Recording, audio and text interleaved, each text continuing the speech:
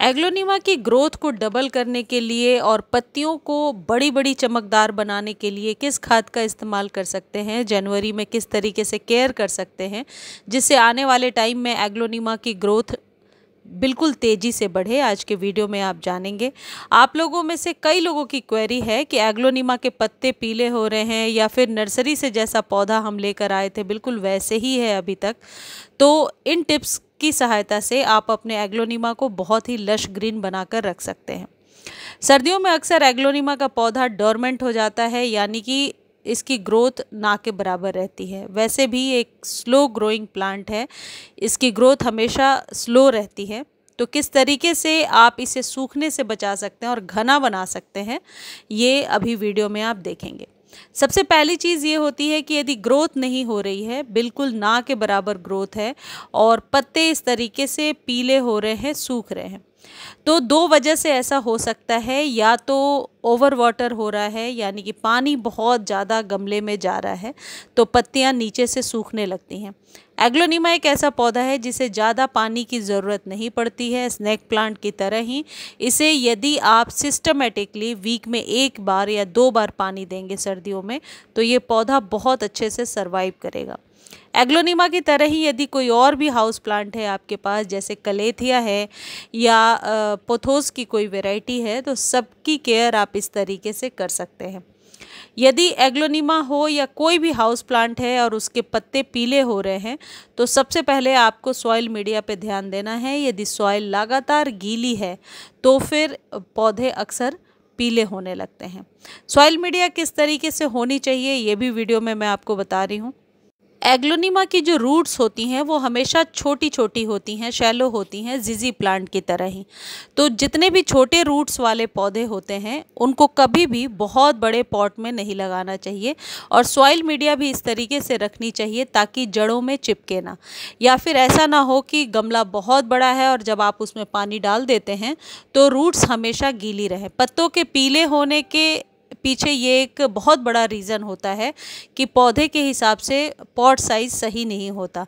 Pot size छोटी रखिए तो एग्लोनिमा बहुत ही बढ़िया ग्रो करेगा। दूसरी चीज़, जब कभी आप इसके लिए सॉइल मीडिया बना रहे हैं, आप 3 रेशियो में सॉइल मीडिया बनाइए, यानी कि कंपोस्ट, गार्डन सॉइल और कोकोपीट की 3 रेशियो और 1 चम्मच फंजीसाइड ज़रूरी है। उस जगह पे नीम खली आप ले सकते हैं। देखिए इसमें मैंने जो नीला नीला दिख रहा है आपको वो फंजीसाइड है और इसमें कोकोपीट भी मिला लिया है।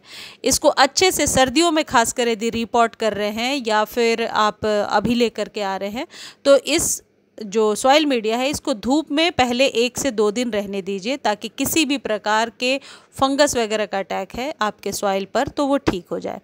यदि आप इसे रूट डिवीज़न से अलग करेंगे जिजी प्लांट की तरह ही, तो फैब इसके लिए सही मंथ है। आप अपने ही गमले से निकाल करके चाहें तो 2 पौधे बना सकते हैं या नर्सरी से भी यदि आप लेने जा रहे हैं तो इस तरीके के पौधे का चुनाव कीजिए जिसमें बहुत सारी रूट्स हो, बहुत सारी ब्रांचेज हों, तो उसे आप अलग कर सकते हैं और एक ही पौधे से 3-4 पौधे तैयार कर सकते हैं।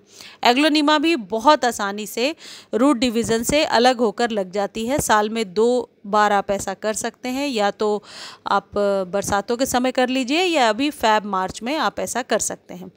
अब बात यह है कि एग्लोनिमा की ग्रोथ बहुत ही स्लो हो रही है, तो आप क्या करेंगे। एग्लोनिमा को यदि उचित लोकेलिटी आप कह सकते हैं, जगह यदि आपने सही दिया है, तो निश्चित तौर पर इसके पत्ते लगातार निकलते रहते हैं। पत्ते बड़े बड़े और चमकदार होते हैं। पानी देने का 2 तरीका आप याद रखिए। सर्दियों में आप इसे वीक में 1 या 2 बार पानी दीजिए, यानी अभी जनवरी फरवरी में, और जैसे ही मार्च के बाद धूप थोड़ी तेज़ होती है इसको आप सेमी शेड में रखिए, ऐसी जगह पे रखिए थोड़ी ठंडक हो, और जब भी पानी दे रहे हैं पत्तों को अच्छे से वॉश करते हुए पानी देंगे। आप देखेंगे जितनी बार इसके पत्तों से आप डस्ट हटाते जाएंगे पत्ते बहुत ही सुंदर चमकदार निकल करके आते हैं। जब मई जून जुलाई वाली गर्मी होगी तो आप इसे घर के अंदर रखेंगे, अपने लिविंग रूम में, ऐसी जगह पे जहाँ पे लू ना हो, तेज गर्म हवा ना हो, और तब आप डेली वाटरिंग कर सकते हैं। लेकिन ये बहुत ज़्यादा डिपेंड करता है सॉइल मीडिया पर कि सॉइल मीडिया किस तरीके की है। यदि सॉइल मीडिया गीली है तो गर्मियों में भी आपको 1 से 2 दिन वेट करने के बाद ही पानी देना चाहिए। अभी सर्दियों में तो आप इसे पूरे दिन के सनलाइट में रखिए क्योंकि धूप वैसे ही तेज़ नहीं आ रही है और ठंड बहुत ज़्यादा है, लेकिन गर्मियों में धूप से बचाना होगा। वैसे भी ये इंडोर हाउस प्लांट है, लेकिन कोई भी पौधा कम्प्लीटली इंडोर नहीं होता है, उसको थोड़ी धूप की ज़रूरत ज़रूर पड़ती है। चलिए अब खाद की बात कर लेते हैं कि कौन सी खाद इसके लिए बेस्ट है। एग्लोनिमा के पत्तों को चमकदार बनाने के लिए और ग्रोथ को डबल करने के लिए माली के अनुसार अभी आपको एक एक मुट्ठी जो नीम खली है वो एग्लोनिमा में ज़रूर डालना चाहिए, और नर्सरी वाले भी ऐसा ही करते हैं कि जनवरी में एक बार अच्छे से इसे फीड करते हैं। एग्लोनिमा को कभी भी excess of fertiliser, excess of water, excess of sun नहीं देना है, लेकिन यदि आप खाद ज़्यादा देंगे तो ये इस पौधे की जड़ें भी गलने लगती हैं। तो माली का बताया हुआ नुस्खा ये है कि एक बार अभी फर्टिलाइज़ कीजिए, फिर 3 महीने बाद नीम खली या वर्मी कंपोस्ट डालिए। नीम खली जो है ये पौधे की जड़ों को मजबूत करेगा, पत्तों को चमकदार करेगा। दूसरी चीज़ जो है यह है प्याज के छिलके। इसका पानी भी यदि आप 15 दिनों पर एक बार एग्लोनिमा में डालते हैं तो निश्चित तौर पर आप रिजल्ट बेहतर ले पाएंगे। पत्तों को चमकदार बनाने में और रूट्स को फंगस से बचाने में ये हेल्प करता है, लेकिन क्योंकि घरेलू नुस्खा है तो थोड़ा धीरे धीरे ही, स्लो ही इसका इफ़ेक्ट आप देख पाएंगे। प्याज के छिलकों को पानी में भिगोना है और अगले दिन छान करके पानी को यूज़ करना है।